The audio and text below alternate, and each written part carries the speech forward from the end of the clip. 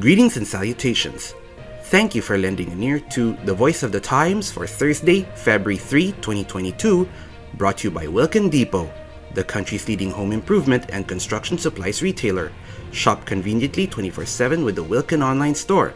Just go to shop.wilkin.com.ph. For today's editorial, proposed DEDP potentially a step in the right direction. The bill that would create a new Department of Economics and Development Planning, or the DEDP, was one of the more significant of the cartload of measures passed by the House of Representatives in its last session days this week. If signed into law, the DEDP, if managed properly, could greatly improve the responsiveness and efficiency of government planning and lead to substantial gains for the country. Under House Bill 1062, which was adopted on its third reading on Monday, the DEDP shall serve as the primary government agency tasked to prepare and recommend national economic development goals, policies, and programs and monitor the implementation of the same. The creation of the DEDP would result in the dissolution of the National Economic and Development Authority, or NEDA, with its functions and personnel absorbed by the new DEDP. Likewise, all of NEDA's attached agencies would be transferred to the DEDP. These include the Commission on Population and Development, the Philippine Institute for Development Studies, the Philippine National Volunteer Service Coordinating Agency, the Philippine Statistics Authority, and the Philippine Statistical Research and Training Institute.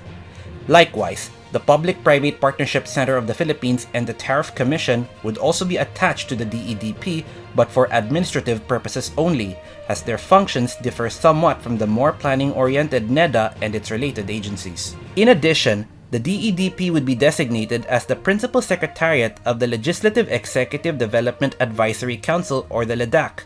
HB 1062 also provides for the creation of an Economics and Development Planning Council, which shall be an executive collegial body responsible for directing and providing overall policy direction on economic, financial, social, and environmental matters to achieve inclusive and sustained economic growth.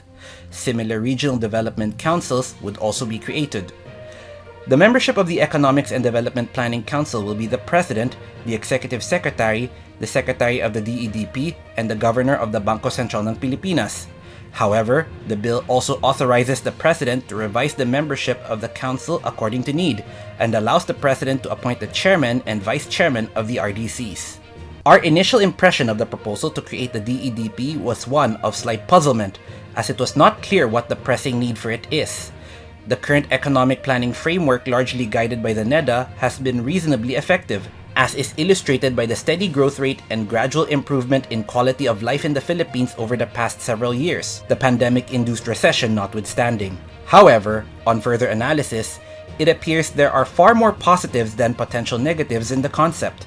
The current framework, effective though it has been, is unwieldy, being largely the product of executive orders rather than legislation.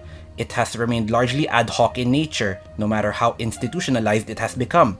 Effective planning is done, certainly, but it is not done in a timely and efficient manner because the decision path is a web rather than a step-by-step process.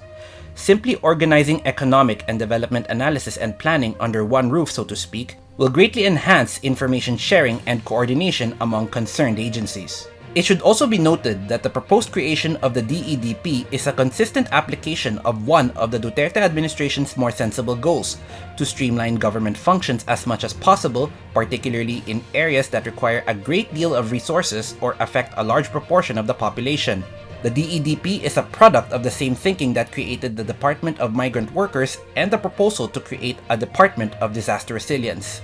Of course, any benefits that would be derived from the creation of the DEDP are purely speculation at this point, because the House Representatives have once again demonstrated greater attention to priorities and following through legislative work than their Senate counterparts.